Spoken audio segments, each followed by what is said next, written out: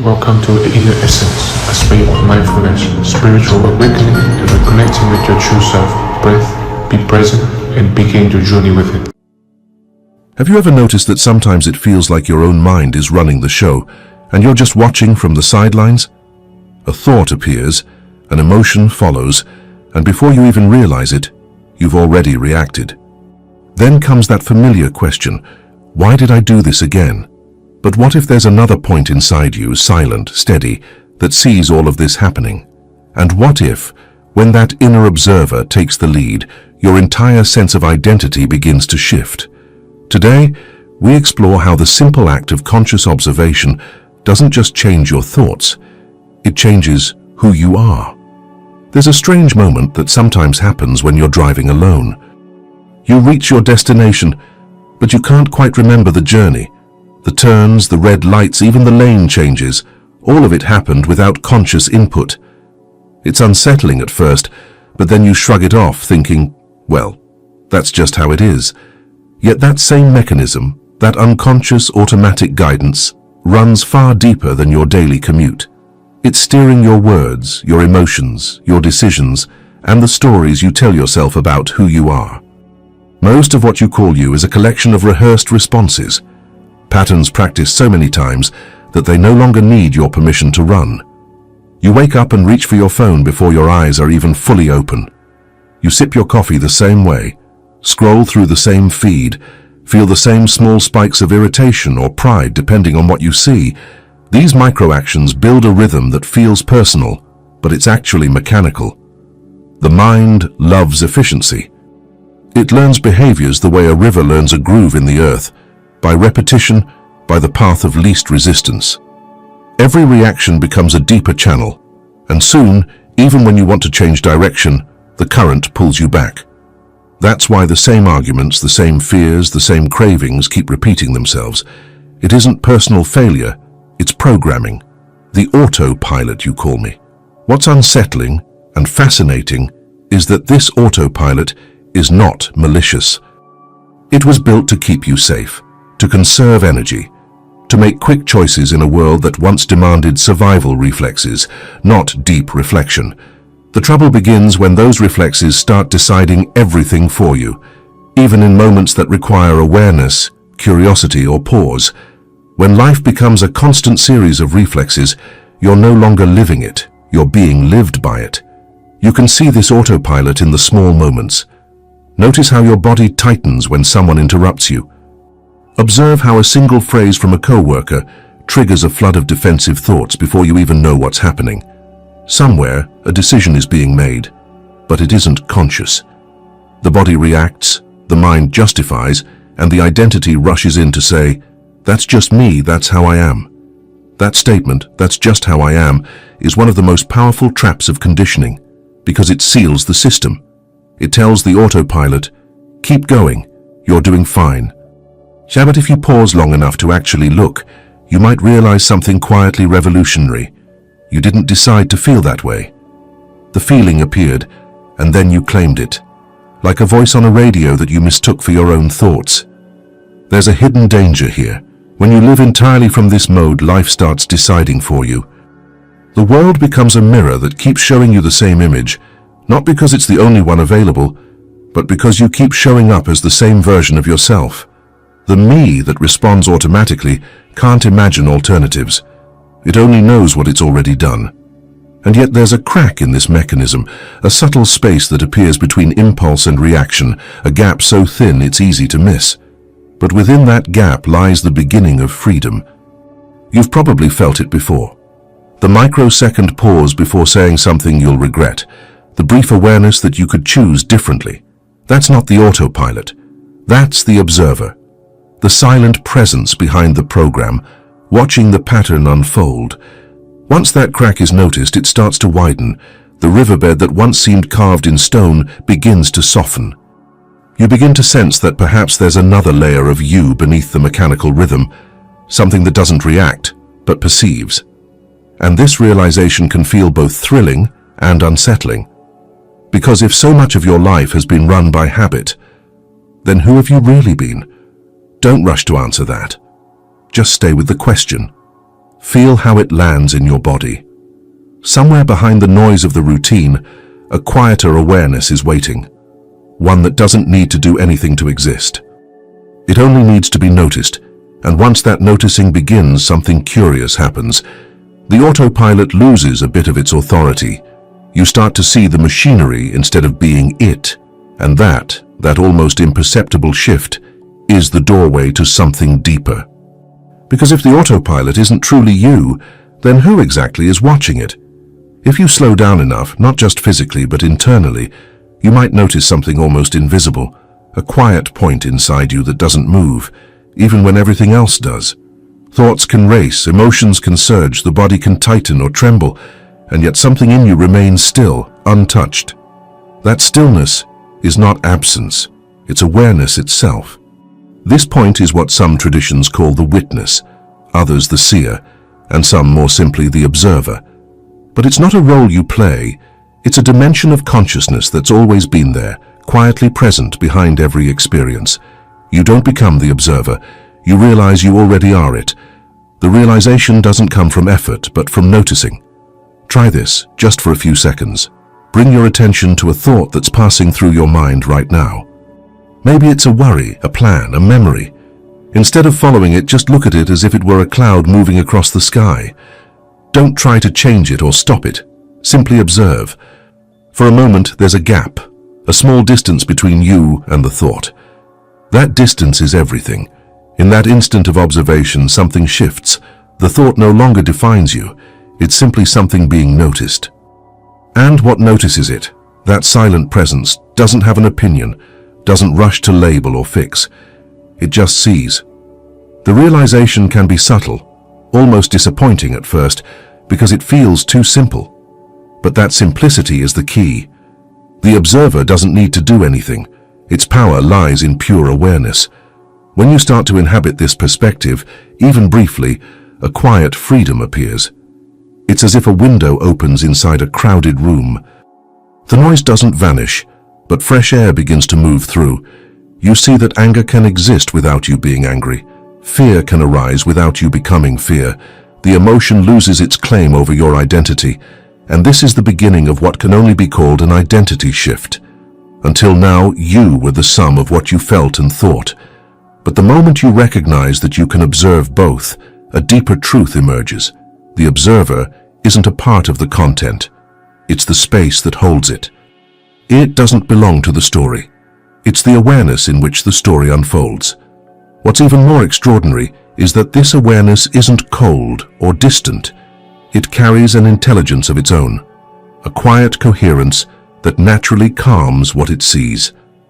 When you observe a storm without resisting it, the storm begins to settle, not because you control it, but because observation itself is an act of integration. The observer doesn't fight the mind, it harmonizes it. Yet here's the paradox. As soon as you try to be the observer, you've already lost it. The mind can imitate observation. It can create a subtle watcher that's still entangled with judgment. I'm doing this right. I'm not calm enough. I should be more detached. That's still the ego wearing a new costume. The true observer has no agenda, no desire to succeed. It's the awareness that remains when all effort stops. This is why silence, not outer silence but inner quiet, becomes so valuable. When you stop chasing, stop performing, stop fixing yourself for a moment, the observer comes into focus naturally. It's not a technique, but a remembering. You begin to sense that behind the constant motion of thought, something steady is holding everything in place. That something is you, before the word you was ever learned. As this recognition deepens, life starts to feel subtly different. The gap between reaction and awareness widens. You start to notice your own mind like you'd notice weather patterns, not as judgments, but as phenomena that come and go. You might even catch yourself mid-thought and smile, not because you solved anything, but because you saw it happening in real time.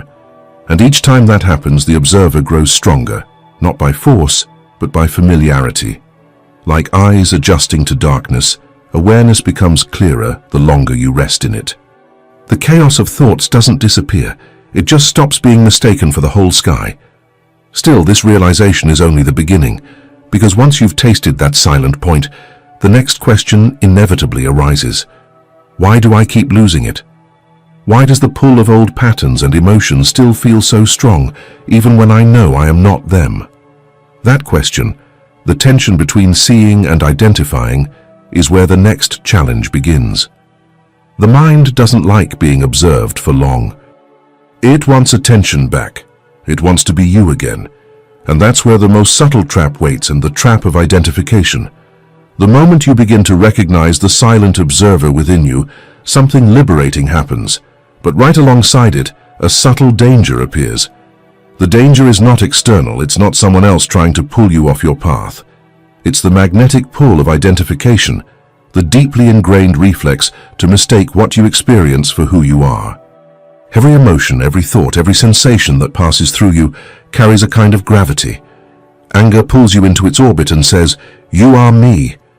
Fear whispers, "You can't survive without me." Pride tells you, "You are what others think you are." The identification is immediate, automatic. You don't notice it happening. You only realize it once you're already inside the storm. This is why suffering feels so personal. You don't suffer because of the event itself. You suffer because of the way you claim ownership of it. The thought, "They disrespected me," becomes "I am disrespected." The emotion, "I feel afraid," becomes "I am fear." The difference is only a few words, but that shift from feeling to being is what locks you inside the experience. The mind has an ancient habit of turning movement into identity. When something arises inside you, it immediately wants to name it, store it, define it.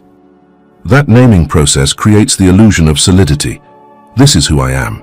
This is how life treats me. This is my story. And once that story is established, everything you perceive begins to serve it. You don't see reality anymore. You see confirmation. That's the trap. Identification narrows perception until you're no longer observing life. You're defending an image of yourself. Every interaction becomes a subtle negotiation to keep that image intact. The smallest challenge, a disagreement, a mistake, a failure, threatens it. And suddenly you're no longer responding to the present moment. You're reacting to protect an identity that was never real in the first place. If you look closely, you'll see this mechanism at work in everyday situations. Imagine someone cuts you off in traffic. The body reacts, tension in the chest, heat in the face. The mind rushes to interpret, "What a disrespectful person." Then, in less than a second, it goes further. "Why does this always happen to me?" The event is long over, but now it's personal. You've become the offended one, the victim of a stranger's carelessness, and the story of me grows a little stronger. Here's the paradox. The more tightly you hold on to identity, the more fragile it becomes. Because identity, by its nature, depends on contrast, on something to define itself against. You can't be the strong one without imagining weakness. You can't be the successful one without comparing yourself to failure. You can't be the spiritual one without subtly measuring others as less aware. The ego's existence depends on division. And yet, somewhere beneath all that noise, the observer still watches. It doesn't choose sides. It doesn't care whether you look wise or foolish. It simply notices. The observer is the part of you that can recognize, "Ah, I've been caught again." That simple recognition, not judgment, just awareness, weakens identification. It doesn't destroy the ego, it just sees through it. But the process isn't linear. The ego doesn't surrender quietly. It uses sophisticated disguises. Sometimes it pretends to be humility. "I'm so flawed I can't help it." Sometimes it hides behind virtue. "I'm doing this for the greater good." Sometimes it even uses spiritual language. "I'm observing so well now.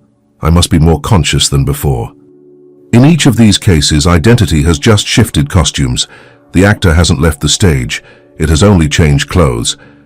The deeper danger comes when identification becomes so subtle that it feels like authenticity. You might say, "This is just my truth," when in reality it's a conditioned pattern speaking. You might defend your limitations because they've become familiar, comfortable, even safe. The ego would rather suffer predictably than dissolve into uncertainty. But that dissolution, that uncomfortable moment when your story starts to crack, is precisely where the next shift begins. When you can hold an emotion without fusing with it, when you can say, "There is sadness here," instead of "I am sad," the observer starts to take the lead. The me that once demanded to be the center begins to loosen its grip. This loosening isn't a grand awakening, it's often quiet and ordinary. You find yourself pausing before reacting. You sense a little space between thought and response. You hear your own internal commentary and realize, that voice isn't me. It's just a habit of interpretation. Each of these small recognitions is like a tiny fracture in the shell of identity. And through those cracks, light starts to enter. Eventually, the structure that once felt so solid, the self built from opinions, emotions, and memories, begins to tremble. It doesn't collapse all at once. It dissolves in moments of clarity, one recognition at a time. And when that happens, when the illusion of being your thoughts starts to fade, a quiet awakening begins. It's not dramatic. It feels more like waking from a long dream, realizing you were never the character struggling within it. That's the point when something extraordinary occurs. The observer, which has been patiently watching all along, begins to take the lead. There comes a moment, often small, unplanned, and quiet, when you catch yourself in the act of being you. A flash of awareness pierces through the usual stream of reactions, and you see it happen. The thought rising, the emotion forming, the body preparing to respond. But instead of being pulled into it, something in you simply watches. The machinery continues, the pulse quickens, the thought unfolds, yet now there's a presence that stands apart. That's the moment the observer awakens. It doesn't arrive with fanfare. In fact, if you're expecting fireworks or mystical visions, you'll probably miss it. The first awakening of the observer often feels disarmingly simple, almost anticlimactic. You might be washing dishes or walking across a parking lot when you notice it. A feeling of irritation flickers. Maybe someone said something that triggered an old pattern, and for a split second, you see both the irritation and the part of you that's aware of it. That split is the beginning of freedom. It's not detachment, it's clarity.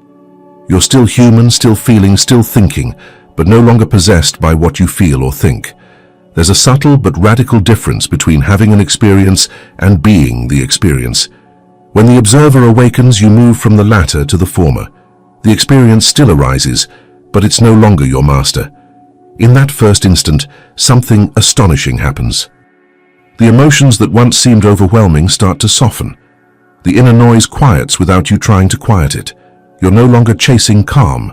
Calm happens by itself, because the energy that once went into resistance is now free. The simple act of observing without judgment changes the entire texture of consciousness. It feels like waking from a dream you didn't know you were in. The dream isn't evil. It's just automatic.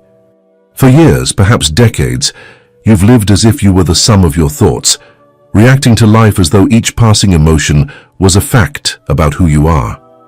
But when the observer steps forward, that illusion starts to lose its authority. The identification begins to crumble, and in its place arises a sense of spaciousness, as though your inner world suddenly gained an extra dimension. This shift doesn't mean the ego disappears overnight. What changes first is your relationship to it. The voice in your head that used to sound like the absolute truth now begins to sound mechanical. You can almost hear the patterns repeating themselves, trying to pull you back into the old rhythm. But now you see them. The seeing itself dilutes their power. The habit may still speak, but it no longer dictates. Sometimes this awakening brings an unexpected emotion, grief. You might feel a quiet sadness for all the years spent asleep inside the storm of thought, mistaking noise for self. Yet even that sadness is witnessed by the same awareness that's now awake. The observer doesn't deny emotion. It holds it gently, like light filtering through water. In that holding, the emotion transforms. The energy once trapped in resistance becomes presence. From a biological perspective, this is not just poetic. When observation takes place without reactivity, the brain shifts from the amygdala's defensive circuitry to the prefrontal regions associated with regulation and insight. You literally move from survival mode into awareness mode. The chemistry of consciousness changes, and with it, your sense of who you are. And here's where the real identity shift begins. You realize, I am not the voice in my head. I am the one who hears it. That sentence, if truly lived, can dissolve years of unconscious identification. It doesn't make you passive, it makes you lucid. Life continues. People speak, emotions arise, responsibilities remain. But the center from which you live has moved. You're no longer the character trapped in the story. You're the awareness in which the story unfolds. At first, this new way of being can feel unstable, even fragile. You glimpse the observer clearly, then lose it just as quickly. Old habits pull you back, the ego whispers in familiar tones, and the mind reclaims the stage. But something has already changed. Now you know there's another vantage point. You've tasted consciousness free of identification, and once that taste happens, it can't be forgotten. Even when you fall back into old patterns, the observer remains quietly aware in the background, waiting for your attention to return. This is the first identity shift, subtle, invisible to others, but monumental in effect. You no longer live entirely as the personality. You begin to live as the awareness behind it. The self that once felt so heavy, so easily threatened, starts to lose its density. There's more space between stimulus and response, more grace in how life moves through you. But the ego doesn't surrender its throne easily. The moment it senses it's losing control, it begins to resist. It creates distractions, urgency, guilt, anything to pull you back into its drama. And as awareness grows stronger, its counterattack becomes more refined, more seductive. The very next movement, after the awakening of the observer, is the ego's retaliation, the silent struggle to reclaim the lead. The moment the observer begins to take the lead, the ego feels it, like a dethroned king sensing rebellion in the court. It doesn't vanish quietly. It gathers its forces, not with noise and spectacle, but with subtlety. The ego knows every corner of your mind, every button it can press to draw you back into identification. And so it begins its counterattack, not to destroy you, but to survive. At first it might come dressed as confusion. You start to doubt what you experienced when awareness first opened. You think, maybe I imagined it. Maybe this observer thing isn't real. That's the ego planting fog over the clarity you glimpsed. Because if you question the observer long enough, you'll stop being the observer and return to being the thinker, the role it knows how to play best. Then it shifts tactics. It creates drama. Small inconveniences suddenly feel enormous. You spill your coffee, and it's not just an accident, it's a bad day. Someone disagrees with you, and instead of a simple difference in opinion, it becomes a personal insult. The ego thrives on magnification because emotional intensity feeds it. Each time you react, it reclaims a bit of territory. It knows that presence and drama can't coexist for long. One always displaces the other. When that fails, it reaches for guilt. The voice in your head begins whispering, "You should be more aware. You're not evolving fast enough." Notice how clever that is. The ego uses the very language of spirituality to sustain itself. It builds an identity around being conscious, and then punishes you whenever you fall short of that image. You move from ordinary identification to a subtler one, the observer persona. But behind the mask, it's the same old structure wanting control. Sometimes the ego uses urgency. It floods you with thoughts of what must be fixed, improved, achieved right now. It knows awareness slows things down, so it accelerates everything. The mind starts sprinting again. Plan this, change that, prove yourself, get ahead. You can almost feel the tightening in the body, the shallow breath, the clenched jaw, the tension behind the eyes. That's not life's pressure. It's the ego tightening its grip. If you pay close attention, you'll start to recognize the telltale signal that the ego has taken back the wheel. Resistance. The sense that something needs to be different now. Presence has no urgency. It simply perceives. The ego, however, cannot rest in the present moment. It needs a problem to solve, a villain to fight, a future to chase. So when you feel that pulse of inner restlessness, that's the alarm bell. It's the ego saying, "Let me drive again." The fascinating thing is that the ego isn't an enemy. It's a structure of protection that's outlived its usefulness. It was designed to keep you safe, to give you a sense of continuity in a chaotic world. But once awareness begins to awaken, that same structure becomes a cage. The more consciousness expands, the tighter the ego's walls feel. The resistance you experience isn't proof that you're failing, it's proof that you're growing. The old shell is cracking. There's a point in this inner process where the ego's counterattack peaks. You might feel disoriented, as if you're being pulled between two realities, the stillness of the observer and the noise of identity. It can feel exhausting. But in those moments, remember this: what's fighting for control is not the real you. It's a pattern defending its existence, and a pattern only survives when you feed it attention. So instead of fighting back, try watching the resistance itself. Observe the drama, the guilt, the urgency, as if they were weather passing through your sky. The very act of observing the ego is the observer reclaiming its ground. No battle, no argument, just quiet awareness. The storm eventually tires of performing when no one reacts to it, and yet the ego has one last trick. Just when you start to relax into awareness again, it whispers a seductive thought. Look at how conscious you are now. In that instant, identification returns in a new disguise. The observer becomes proud of observing. It's a delicate trap because it feels spiritual, but it's still the same mechanism of me. Recognizing this paradox is the next frontier. Because true observation has no pride, no ownership, no one doing it. It's awareness without a doer. Before we move on, pause for a moment and test this directly. Take a breath and notice what's happening inside you right now. Can you sense where resistance lives in your body? Maybe as tension, restlessness, or pressure to get it right. Don't try to fix it. Just look. That's the observer reasserting itself.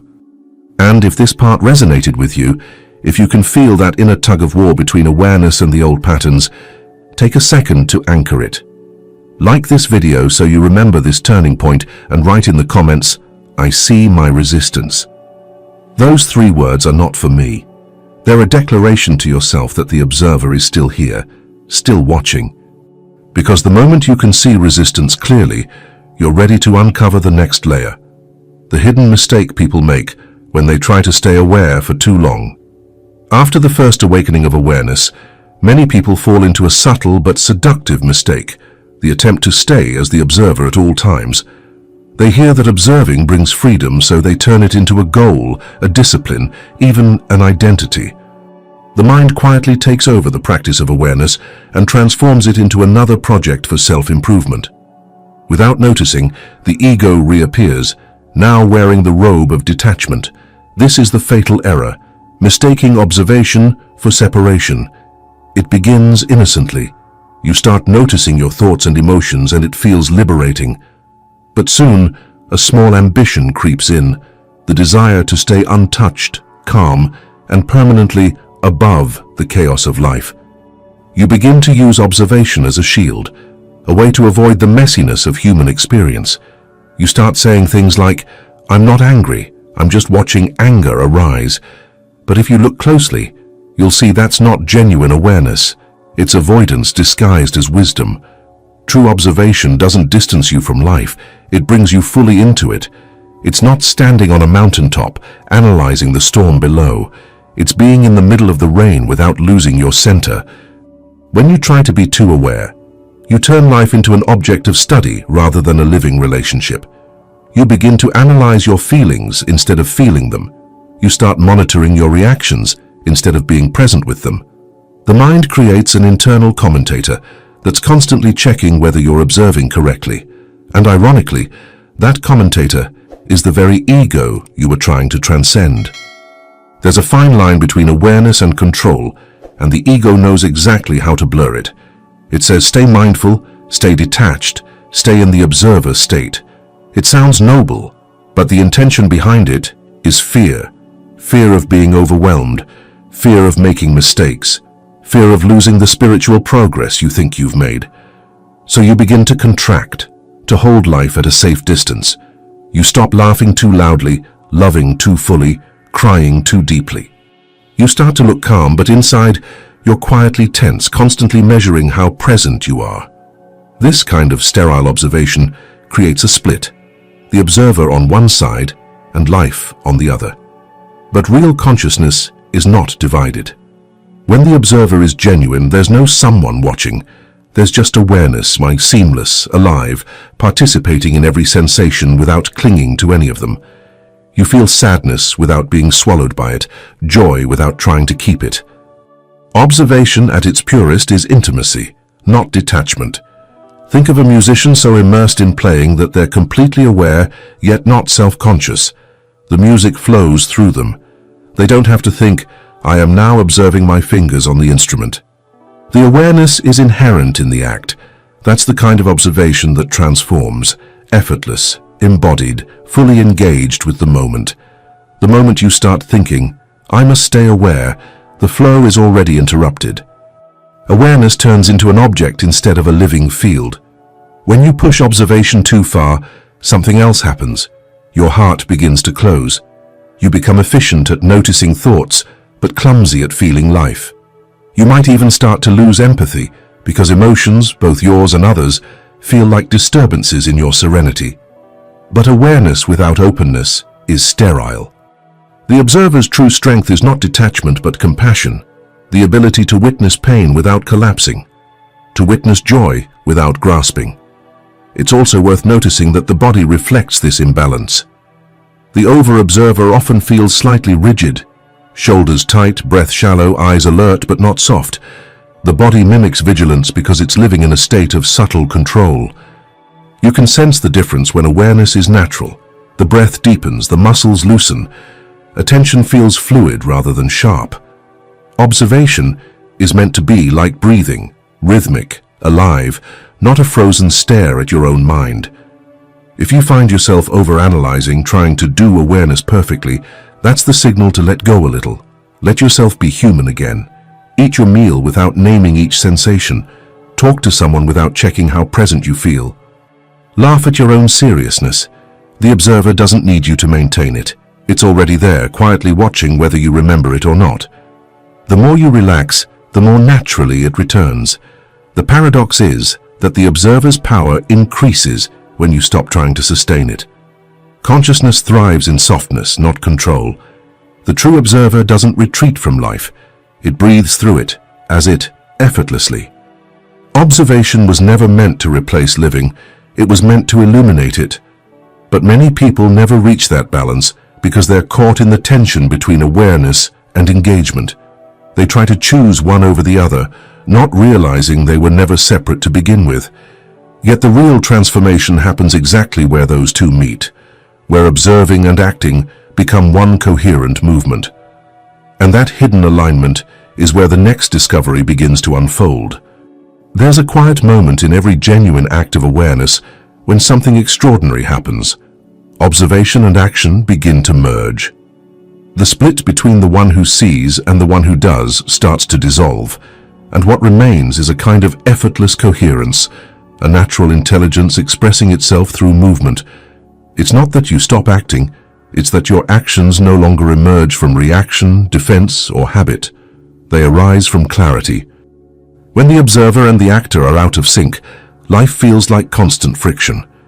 You say things you didn't mean, make decisions you later question, or feel torn between what you know is right and what you end up doing. That dissonance isn't moral weakness. It's a symptom of fragmentation. The observer sees one thing, the conditioned self does another.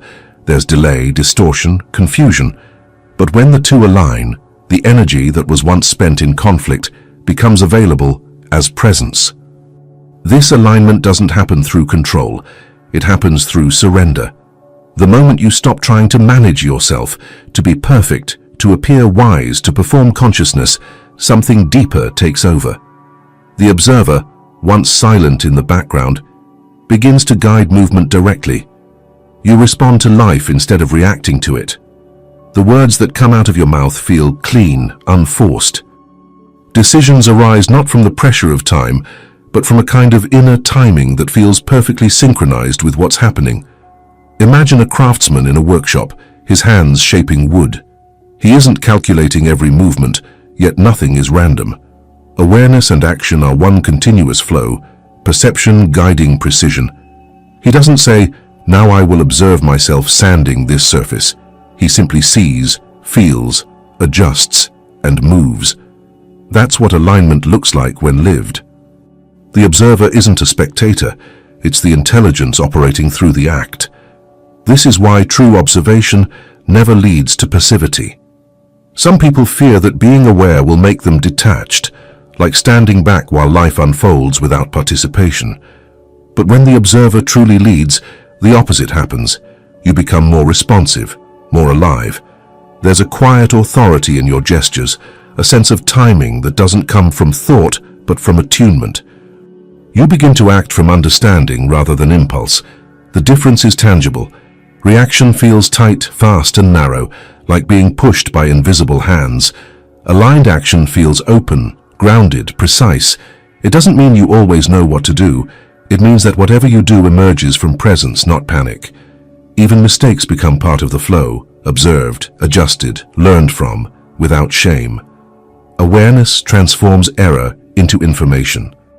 This inner coherence also has a visible signature in the body.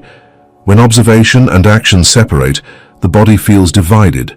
Shoulders tense, breath shallow, gestures either rigid or erratic. But when they align, the body relaxes into efficiency. Movements are economical, the voice steadier, the eyes more direct. It's as if energy stops leaking through internal resistance. You can feel that the doer has stepped aside and something larger, quieter, but more precise is moving through you. In neuroscience, this alignment can be seen as a state of high integration between observation and execution networks in the brain, a synchronization of awareness and motor activity. The prefrontal cortex, responsible for conscious attention, communicates seamlessly with the motor cortex which governs movement.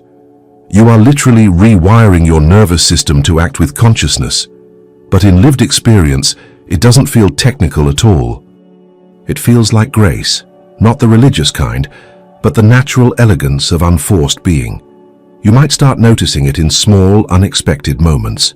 You speak with someone who's upset, and instead of preparing your next sentence, you find yourself listening so deeply that words emerge on their own, gentle, clear, exact. Or you walk into a difficult situation at work, and rather than strategizing, you simply perceive what's needed. The response comes not from logic alone, but from awareness acting through logic. The observer has taken the lead, and this shift, though subtle, changes the entire rhythm of life. You stop spending energy repairing the damage caused by unconscious reactions. You stop chasing outcomes to validate your sense of self. Your actions begin to carry the same quiet intelligence as your awareness. You realize that the observer doesn't watch life from the outside. It moves through life from within. Still, there's a question that lingers beneath this harmony. What is actually happening inside the brain and body when awareness leads? How does simple observation produce such a measurable shift in clarity and emotional regulation? Science has begun to uncover the biological patterns behind this alignment, the neural imprint of conscious observation itself. And what those discoveries reveal is that this isn't just philosophy. The observer literally changes the machinery of your mind. When you begin to observe consciously, something profound yet measurable happens inside the brain. What feels like a quiet inner shift is, in fact, a complex biological reorganization, a rebalancing between ancient survival mechanisms and higher centers of awareness. Conscious observation doesn't just feel different, it functions differently. The very act of noticing changes the machinery that notices. In the most practical terms, every moment of observation begins as a signal. When you observe a thought or emotion without reacting, neural pathways that were once bound to reactivity begin to weaken. The amygdala, the small almond-shaped region in the brain responsible for fear, fight, and flight, starts to quiet. It no longer fires at every perceived threat or discomfort. Instead, blood flow increases toward the prefrontal cortex, the area that governs reflection, regulation, and deliberate decision-making. This shift marks the transition from survival mode to awareness mode. Over time, this reorganization becomes physical. Brain imaging studies show that mindfulness and conscious attention literally reshape neural density. The prefrontal cortex thickens, the amygdala shrinks, and the communication between these regions becomes more efficient. You're not just having calmer thoughts. Your brain is learning calm as a skill. It's as if conscious observation rewrites the operating system of your nervous system, line by line. But the science only explains half of it. The subjective experience, the felt sense of this change, is where the real transformation is lived. You begin to notice that emotions still arise, but their grip weakens. Anger no longer hijacks your whole body. Anxiety still visits, but doesn't linger. There's a small but vital pause between stimulus and response, a neurological echo of awareness expanding. That pause is the physical manifestation of the observer. Think of it this way. Every reactive impulse travels through an old highway in the brain, fast, familiar, instinctive. But when you observe consciously, you begin to build a new route, one that passes through awareness first. At first it feels slower because the pathway is unpaved. But with repetition, the new route strengthens, becoming the preferred mode of travel. Neuroscientists call this neuroplasticity. In spiritual terms, it's the rewiring of consciousness itself. There's also a profound effect on the body's chemistry. When awareness replaces reactivity, cortisol, the stress hormone, begins to drop. Heart rate variability, a marker of resilience, improves. The body learns to trust presence. The nervous system becomes less like an alarm and more like an instrument, tuned to subtlety rather than threat. You begin to feel the difference, clarity instead of tension, openness instead of contraction. But what's most fascinating is how the brain's default mode network, the cluster of regions responsible for self-referential thought, the endless narration of me, also begins to quiet down. Under the influence of conscious observation, that network loses dominance. You still have a sense of self, but it's no longer at the center of every perception. Awareness becomes more spacious. You start to experience thoughts and sensations as events happening within consciousness, not as extensions of your identity. This neurological shift mirrors an ancient insight that the self is not the doer, but the field through which doing happens. The brain's systems align with that truth as you practice observation. What was once a dense network of self-protective loops becomes a flexible architecture capable of coherence. Coherence, that elegant synchrony between brain, body, and awareness, is not a mystical state. It's what happens when the mind stops fighting itself.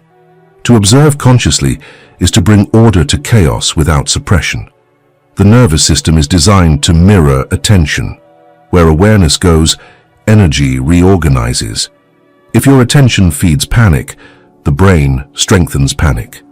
If your attention rests in observation, the brain strengthens presence.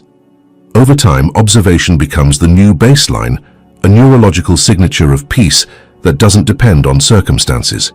In this way, conscious observation is both scientific and sacred. It bridges the measurable and the immeasurable. The neurons reorganize, but so does the sense of being. You start to realize that awareness isn't a fragile state to maintain. It's the default state of the system once interference ceases. The observer isn't a spiritual ideal, it's an evolutionary function of consciousness learning to see itself. And here lies the deeper twist. You don't make the observer appear. The neural shifts, the calm, the clarity, they unfold when you stop trying to control the process. Observation isn't something the self performs, it's what remains when the self relaxes. In other words, the observer isn't a result of the brain's effort. It's the condition that allows the brain to function coherently in the first place. That realization that you cannot create the observer because it has always been there marks the next threshold of transformation. What comes next is not about developing awareness, but about surrendering the illusion of control. It's the moment when the observer stops being a practice and is revealed as the very essence of what you are. For a while it feels like you're learning how to observe. You make a conscious effort to watch your thoughts, to stay present, to respond instead of react.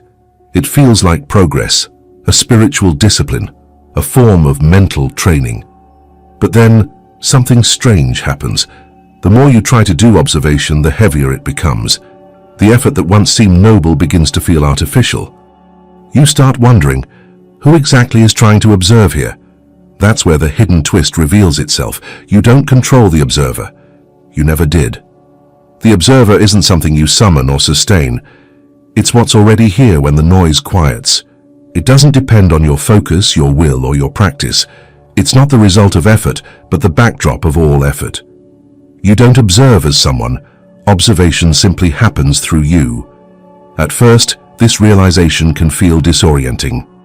The mind doesn't like losing its job. It's spent a lifetime managing, strategizing, monitoring. So when awareness starts to unfold by itself, the mind rushes in to claim ownership. It says, look, I'm observing very well today, but that statement exposes the lie. The I that claims to observe is still part of what's being observed, another ripple on the surface of consciousness, pretending to be the ocean. If you look closely, you'll see that the observer doesn't belong to time. It doesn't begin when you decide to be mindful, and it doesn't disappear when you forget. It's present during your highest moments of clarity and your darkest lapses into confusion. It's there when you meditate, and when you shout, when you breathe deeply, and when you forget to. The observer is not an act of attention, it's the field within which attention happens. You can sense this most clearly in moments of stillness. Imagine sitting alone at night, lights low, no task demanding your attention. A thought passes by, then another, then silence.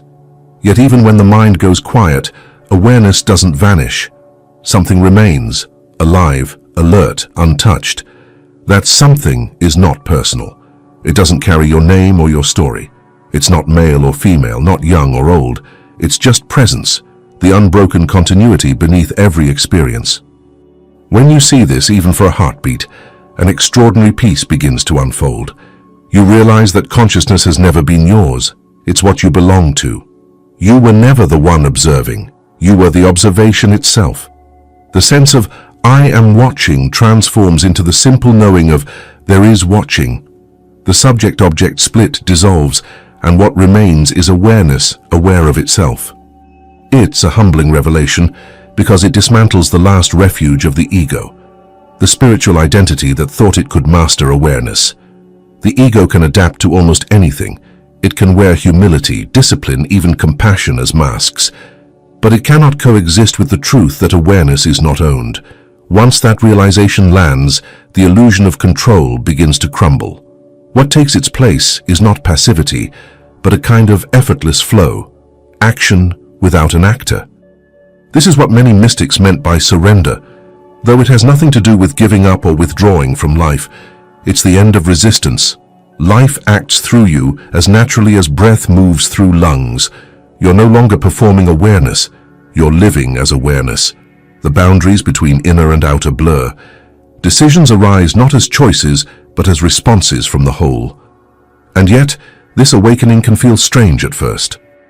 The mind, trained to seek reference points, tries to name the experience. Is this enlightenment?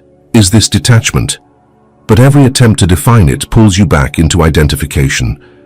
The truth of the observer cannot be grasped because it's not an object. It's the space in which grasping occurs. The moment you think you have it, you're already one step removed from it. To live this realization is to enter a quieter rhythm. You stop chasing awareness and start trusting it. You stop trying to stay in the observer and begin to notice that you've never actually left it. The observer isn't a place you visit. It's what you've always been, even when you were lost in the story of me. But as this truth deepens, another shift begins to occur, not within consciousness itself, but in how life unfolds through it. When the observer fully takes the lead, when life is lived from that space of non-doing, something irreversible happens. The old identity loses all authority. The person you thought you were no longer runs the show, and yet life doesn't collapse, it expands. That's the point of no return, the moment when observation and existence become one seamless movement, and living itself turns into a conscious act of being. There comes a point in this journey where something quiet but irreversible happens. It's not dramatic, and no one around you would notice. You wake up one day, look around, and realize the center from which you used to live is gone. The character, The one who chased, feared, defended, and compared has lost its throne. The story continues, but the storyteller has stepped out of the narrative. You are no longer the person who tries to be aware. You are the awareness through which the person moves. That's the point of no return. This shift doesn't make life easier in the conventional sense. It doesn't erase challenges, losses, or emotions. They still appear, but their meaning changes. When something painful happens, the observer doesn't interpret it as punishment or misfortune. It simply sees, this is what's arising now. There's no need to assign blame, no urge to escape, no internal resistance to what is. Paradoxically, this doesn't make you indifferent. It makes you deeply intimate with life. When you no longer cling to experience, you can finally feel it fully. To live as the observer is to exist without armor. There's no constant defending of opinions, no need to prove worth, no frantic search for validation. You still speak, act, and choose, but you do so from clarity, not compulsion. The ego once lived like a constant commentary track, narrating everything that happened. Now that commentary fades into the background. Silence, not the absence of sound, but the absence of interference, becomes the natural state. From the outside, nothing special seems to have changed. You still work, eat, interact, laugh, but from within the texture of experience is completely different. Life feels transparent, lighter, as if each moment passes through you rather than sticking to you. A thought comes, you notice it, and it goes. A strong emotion rises, you feel it fully, and it dissolves. There's no residue, existence flows without friction. Sometimes this can feel like living in two dimensions at once, the surface where events unfold, and the depth where stillness watches it all. You can be in the middle of an argument, a busy day, or a deep grief, and yet something in you remains untouched, aware and vast. You no longer confuse movement with chaos. The ocean of awareness holds every wave. There's a biological echo of this transformation. The nervous system begins to recalibrate around stillness rather than tension. The baseline shifts from alertness to openness. Even under stress, your body recovers faster because it's no longer operating under the illusion of constant threat. The mind becomes less of a battlefield and more of a field of perception. What was once fragmentation becomes coherence. Living as the observer literally changes how your physiology organizes experience. At this stage, identity becomes fluid. You can play roles, parent, leader, friend, artist, without becoming trapped by them. You step into each role fully, and then release it without residue. Life feels like a series of improvisations guided by intelligence rather than effort. Decisions come not from overthinking, but from direct knowing. The observer doesn't need to plan, it moves in harmony with what unfolds. There's also an unexpected warmth in this state, a natural compassion that doesn't need to be cultivated, because you see that everyone, including yourself, is caught in their own play of identification. The observer recognizes itself behind every pair of eyes. Judgments lose their sharpness. Forgiveness happens not as a moral act, but as an obvious expression of understanding. How can awareness hate its own reflections? What disappears in this stage is not personality, but attachment. You still have preferences, humor, quirks, opinions, but none of them define you. You can express them freely because they're not who you are. Life becomes spontaneous, not strategic. Even mistakes are met with gentleness, because you see that the observer never errs. Only the character does, and that's part of its learning. And yet, this state isn't static. It's not the end of a journey, but the end of seeking. Once you've crossed the threshold into living as the observer, the idea of attaining anything dissolves. There's nowhere left to go, because you're already where life happens. The search for meaning transforms into the experience of being meaning itself. Still, the story of human life continues, with its beauty, its unpredictability, its cycles of birth and decay. Awareness doesn't remove you from it. It allows you to live it fully without drowning in it.